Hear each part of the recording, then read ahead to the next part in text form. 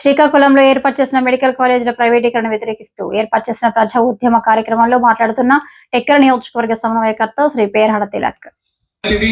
పెద్దలు మాజీ మంత్రివర్యులు శ్రీ ధర్మాన ప్రసాదరావు గారు, జిల్లా పార్లమెంటరీ పరిశీలకులు పెద్దలు తమ్మినేని సీతారాం గారు, పార్టీ జిల్లా పరిశీలకులు కుంభా రఘుగామ గారు, అలాగే డాక్టర్ అప్పలరాజు గారు, గొర్లికన్న గారు, నత్త రామారావు గారు, అలాగే జిల్లా పరిషత్ చైర్మన్ సోదరి మనే విజయ గారు, మరి అలాగే ఎమ్మెల్సీ విక్రాంత్ గారు, మరి స్టేజ్ని అలంకరించిన అనేక మంది పెద్దలకు, వైఎస్ఆర్ పార్టీ నాయకులకు, కార్యకర్తలకు, అభిమానులకు పేరు పేరున నా హృదయపూర్వకమైన నమస్కారాలు తెలియజేసుకుంటున్నాను.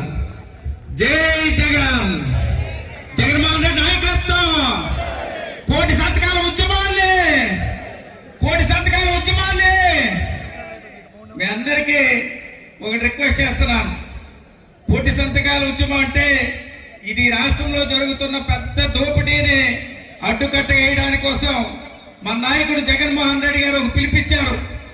ఈ రాష్ట్రంలో అన్ని వ్యవస్థల్ని చంద్రబాబు నాయుడు గారు ముఖ్యమంత్రి అయిన తర్వాత అన్ని వ్యవస్థల్ని ప్రైవేట్ పరపు చేస్తూ ఆయన అనుకూలమైన మనుషుల్ని, ఆయన అనుకూలమైన వర్గాలకి అప్పచెప్పడానికి కోసం ఒక పథకం ప్రకారం చేస్తున్న ఈ దోపిడీని ఈవేళ అడ్డుకట్ట వేయడానికి కోసం మన నాయకుడు జగన్మోహన్ రెడ్డి గారు ఒక్క పిలిపిస్తే ఈ రాష్ట్రంలో ఉన్న 175 నియోజకవర్గాల్లో వైఎస్ఆర్ పార్టీ నాయకులు, కార్యకర్తలు, అభిమానులు ప్రతి ఇంటికెళ్ళి వాళ్ళు తలుపు కట్టి ఒకటే మాట చెప్పారు.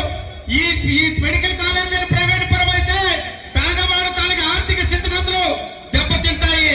పేదవాడు డాక్టర్ గా చదువుకోవాలంటే ఇబ్బంది పడవలసిన పరిస్థితి వస్తుంది. పేదవాడు వైద్యం చేసుకోవాలంటే ఇబ్బంది పడవలసిన పరిస్థితి వస్తుంది.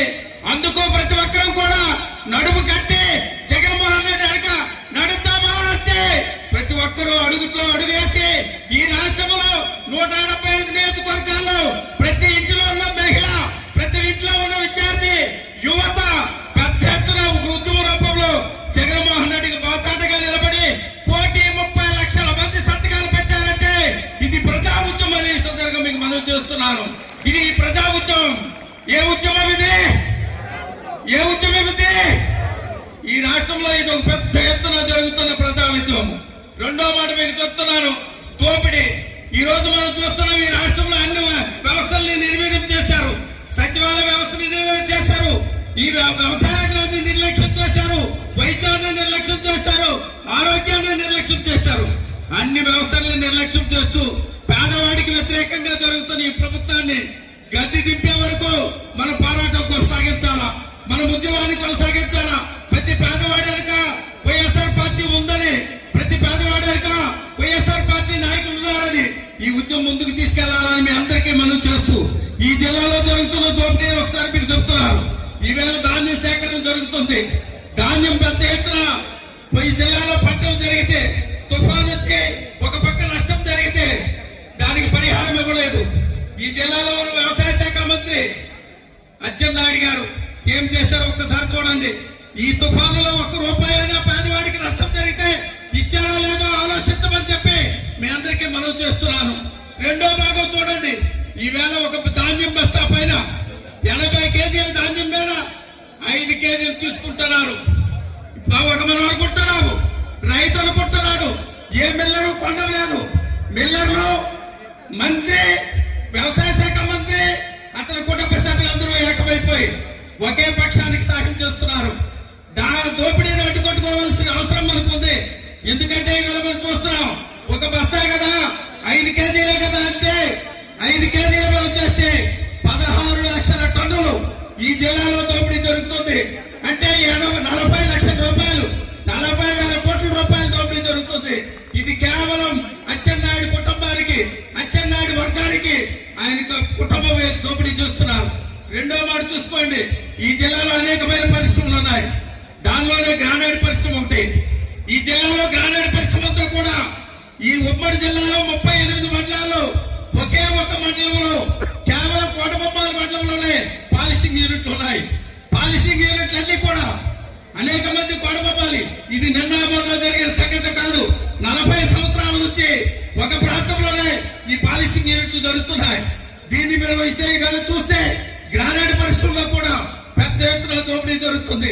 నేను అడుగుతున్నాను అచ్చెన్నాయుడు గారికి, చంద్రబాబు నాయుడు గారికి, ఈ రాష్ట్రంలో ఏఎంసీ అనే సంస్థ విజయనగరం వరకు ఉంది. ఈ రాష్ట్రంలో వల్ల 26 జిల్లాల్లో 25 జిల్లాలలో ఏఎంసీ అనే వ్యవస్థని ఏజెన్సీని రాష్ట్ర వ్యాప్తంగా ఉంది. శ్రీకాకుళం జిల్లాలో మాత్రం లేదు. ఈ మైనింగ్ వ్యాపారం అంతా కూడా కేవలం కోటబొమ్మలో ఉన్న పాలిసింగ్ యూనిట్ల ద్వారా టెక్కల్లో జరుగుతున్న గ్రానైట్ వ్యాపారం వల్ల ఒకే కుటుంబం ఆర్థికంగా అభివృద్ధి చెందుతుంది. అందుకే ఈ జిల్లాలో ఉన్న వైఎస్ఆర్ పార్టీ నాయకులందరికీ నేను కోరుతున్నాను, టెక్కలు రండి, ఒక్కసారి చూడండి. 14 గ్రామీణ పనులు దోసుకొని ఈ రాష్ట్రంలో పెద్ద ఎత్తున దోపిడీకి కారకమైన కిడ్నాప్ కుటుంబాన్ని ధైర్యంగా నిలదీయవలసిన అవసరం, ఆ దోపిడీని అరికట్టవలసిన అవసరం మన అందరి పైన ఉందని ఈ సందర్భంగా మీకు మనవి చేస్తున్నాను.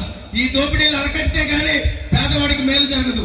పేదవాడికి మేలు జరగాలంటే ప్రతి ఒక్కరూ సహకారం అందించాలి.